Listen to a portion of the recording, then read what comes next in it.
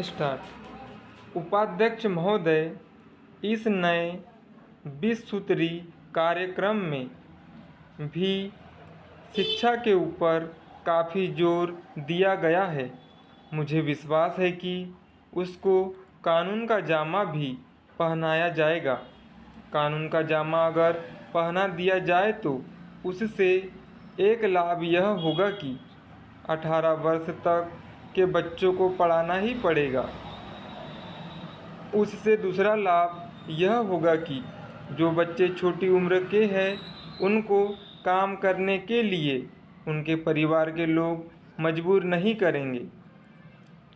मैं आपसे एक और निवेदन इस संबंध में करना चाहता हूँ।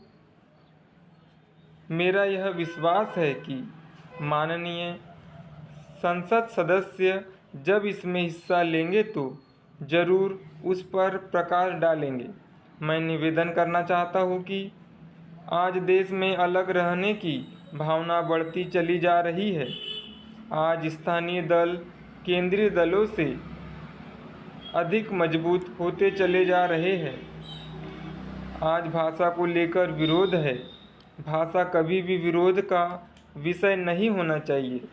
भाषा के विषय में तो मेरा यह विचार है कि जितनी आसानी से बच्चा अपनी मातृभाषा में शिक्षा को ग्रहण कर सकता है उतना विदेशी भाषा में नहीं।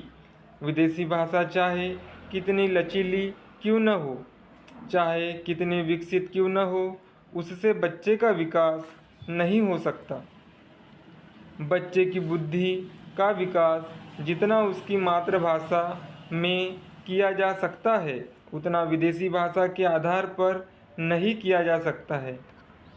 मेरी यह भी प्रार्थना है कि इस देश में विदेशी भाषाओं को प्रोत्साहन मिले। महात्मा गांधी जी ने यह कहा था कि मैं नहीं चाहूँगा कि मेरा देश एक कोटि बनकर रह जाए। महात्मा गांधी चाहते थे कि सभी प्रगतिशील राष्ट्रों के साथ मिलजुल कर हम चले। मैं इस विचार का समर्थक हूँ। मैं किसी भाषा का साथ विरोधी नहीं हूँ, लेकिन मातृभाषा में जितनी तेज़ी के साथ, जितनी मजबूती के साथ बच्चे की बुद्धि का विकास हो सकता है उतना अंग्रेजी से नहीं हो सकता। तमिल भाषा के बच्चे की बुद्धि हिंदी या अंग्रेजी से नहीं बढ़ सकती। इसी तरह से मराठी और बांग्ला भाषा का है। इन तमाम भाषाओं में ऊंची से ऊंची शिक्षा बच्चे को मिल सके, इस तरह की व्यवस्था भी आज हमें करनी होगी। उपाध्यक्ष महोदय, मेरी यह मान्यता है कि जापान आज जापान नहीं बनता अगर यहाँ की शिक्षा जापानी भाषा में नहीं होती। इसी प्रकार जर्मनी आज जर्मनी नहीं बनता अगर वहाँ की शिक्षा जर्मन भाषा में नहीं होती। मेरा यह विश्वास है कि रूस आज रूस नहीं बनता अगर वहाँ रूसी भाषा में शिक्षा नहीं होती।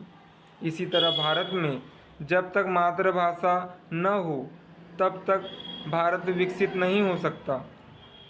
उसके बच्चों की बुद्धि का विकास करके उसको आगे नहीं खड़ा किया जा सकता जब तक कि यहाँ के बच्चों की शिक्षा उनकी मातृभाषा के जरिए न हो।